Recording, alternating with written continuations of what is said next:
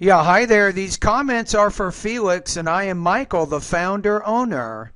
And the materials writer for all of your lessons at the 7-step system to pass a TOEFL iBT, your online TOEFL course. And you just sent me some emails. I'm going to go through each of those right now. So in your next email, you say, what do you think about my speaking I've been doing in the last month? I've used your service for about 2 months. I know I've increased my score 19 to 23. Can you please help give me advice so I can do better? You know I've several weaknesses, right? Sometimes my grammar, my intonation, topic development. I just want to be better, Michael, and that's what makes me hard is I have a stammering disease when speaking with people, so sometimes I like to make awkward pauses. You do that sometimes in your TOEFL speaking pauses. You say I'm repeating the same words more than 3 times. For instance, I like to say this, my best job would be teacher.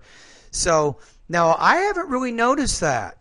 I'm going to be honest with you. I've noticed that you make awkward pauses, but I have not noticed that you stutter. So that's not as evident in your TOEFL speaking task. So I think you're doing a pretty good job in preventing or not doing that during your practice test. The best advice I can give you, Felix, is to just keep getting exposure to the language. That's really what's going to make the difference. That means talking to native speakers, watching a lot of movies, listening to the radio, just using the language, right? Now, you may want to keep a journal if you like. As you do the TOEFL speaking practice test in my course, you might want to write down in your journal any words that you're having trouble either pronouncing or any grammar that you're having problems with, and at least you can write that down and start getting a little more familiar with your weaknesses. But you seem to be pretty aware of what they are, so just keep practicing. And I think for the TOEFL, I mean, barring some just, bad luck on your part of having a bad day or something, but I see you scoring between 22 and 27 points on the speaking when you actually take the TOEFL exam. That would be my prediction based on what I've seen so far. In your next email, you ask a question. If I get a speaking question that asks me to describe, do I need to describe it very specifically? I could have scored higher in your speaking task if I had known that you wanted me to describe more. I'm just afraid I don't have enough time to speak for 45 seconds. Exactly. It is hard. Now, when you get a describe question, it's typically a 2-part question. Describe a person, for example. Then explain why this person is important to you. So your strategy here is to take maybe 15 to 20 seconds actually describing the person, and then you take maybe 15 to 20 seconds explaining why the person is important. That's all you have to do. So when you get in the important aspect of your response, you just give one reason why the person is important, and then you give an example or two to support that, and you're done. So the main thing is when you are describing, you should use very specific vocabulary. You create telling detail so that your audience can picture what the person or the thing or the object looks like. And then you answer the second part of the question. In this email, you're asking me, hi Michael, I'm here to ask a question about independent writing, which is my strongest part of the section in the TOEFL iBT. How do I deal with an independent writing task that asks a topic that I'm unfamiliar with, and with the topic I don't even know what it means, or topics with difficult and complex vocabulary? Thanks, Felix.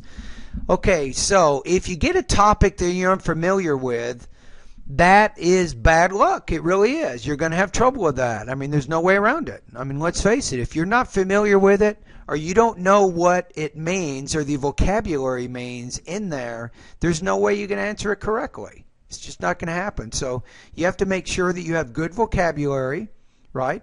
And you get familiar with the different kinds of questions that you might be asked. That's why I have over 40 independent writing tasks on the TOEFL iBT. But let's go with what you're unfamiliar with, right? So The main thing is, as long as you can understand the question, even though you're unfamiliar with it, I would say take 3 to 5 minutes in the beginning to do some listing and brainstorming.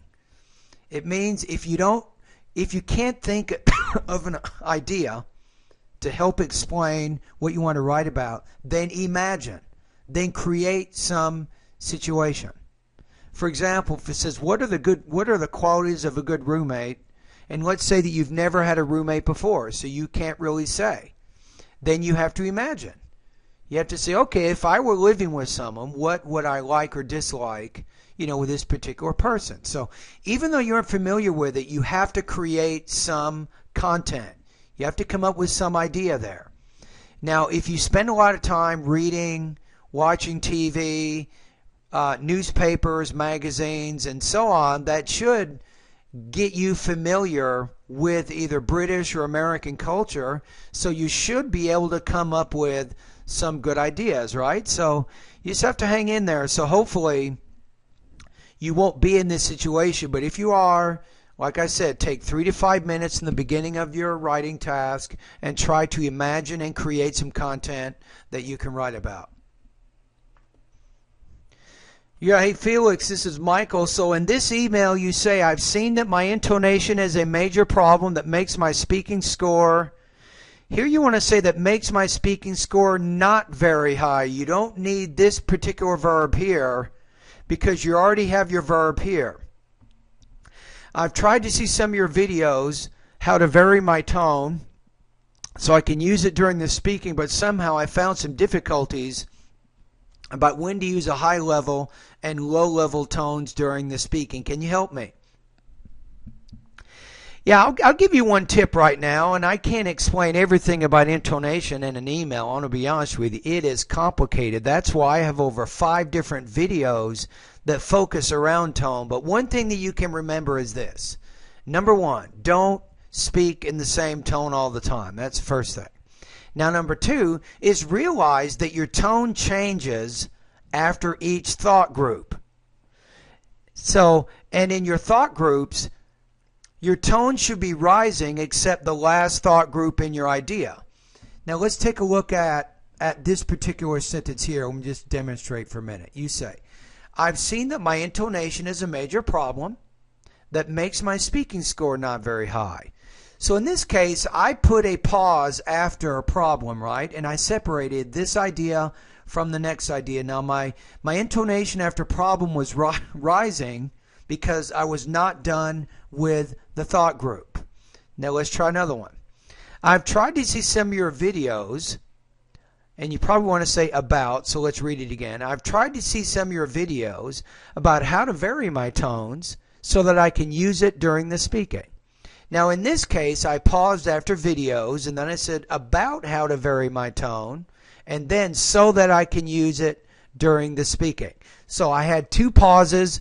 After the first 2 thought groups, my tone should rise a little bit. Then when I get to I can use it during the speaking. And that's when your tone drops. So that's one of my tips I can give you right now is every thought group, except for the last thought group in your sentence, your tone should rise at the end of each thought group. Now, if you're not sure how to identify thought groups, go to my pronunciation lessons 41 through 44 that talk specifically about how you can determine the different thought groups when you're speaking. So that would be one of my tips right now.